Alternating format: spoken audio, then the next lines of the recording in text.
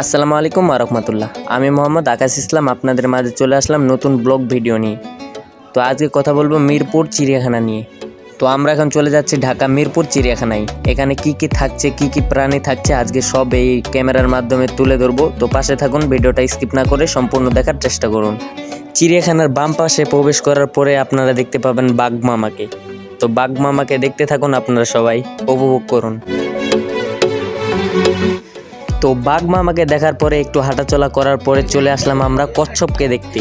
তো দেখতে পাচ্ছেন কচ্ছপ কত সুন্দর পানির নিচে খেলাধুলা করতেছে।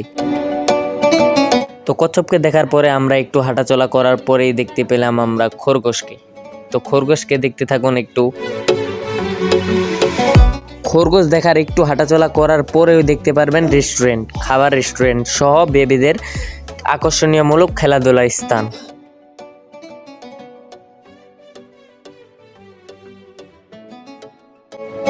এই চেরকের টিকিট মূল্য 10 টাকা। ডানে বামে তাকিয়ে দেখি মেট্রো রেল না হলেও মেট্রো রেলের খালাতো ভাই কিংবা মামাতো ভাই। শিশু পার্ক থেকে বের হয়ে আমরা হাতের ডানে চলে যাব, কারণ আমরা বাম দিক থেকে এসেছিলাম, এখন ডান দিক চলে যাব। তো আমরা আরেকটু হাঁটাচলা করার পরে দেখতে পেলাম ঈগলকে। তো ঈগলকে দেখার জন্য একটু ভিড় এখানে অনেক, তো একটু জুম বাড়ি দিয়ে দেখাই, দেখতে থাকুন আপনারা।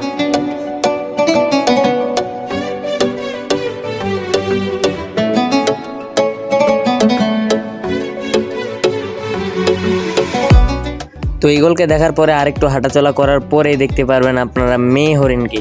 তো দেখতে থাকুন মেয়ে হরিণকে।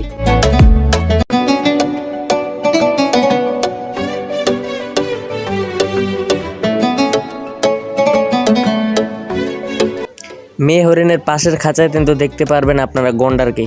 তো গন্ডারকে দেখতে থাকুন।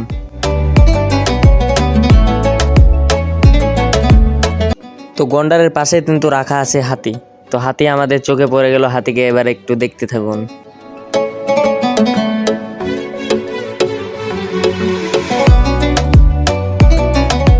তো হাতিকে দেখার পরে আমরা চলে আসলাম উটকে দেখতে। তো এটাকে সবাই চিনেন, এটা মরুভূমিতে থাকে, কিন্তু আমাদের বাংলাদেশে আমাদের খাঁচাতে বন্দি থাকে। দেখতে থাকুন আপনারা সবাই।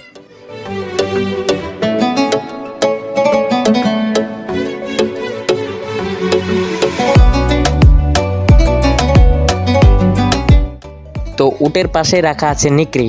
তো নিকড়িকে আপনারা সবাই একটু দেখতে থাকুন, নিকড়ি কত সুন্দর করে শুয়ে আছে, একটু জুম করে দেখায় আপনাদেরকে।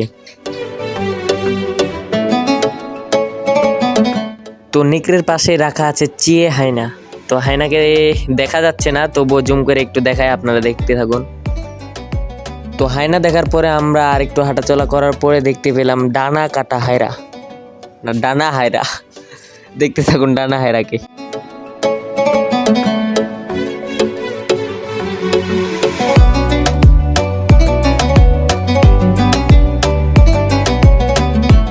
তো হায়নার পরের খাঁচাতেই রাখা ছিল শিয়াল।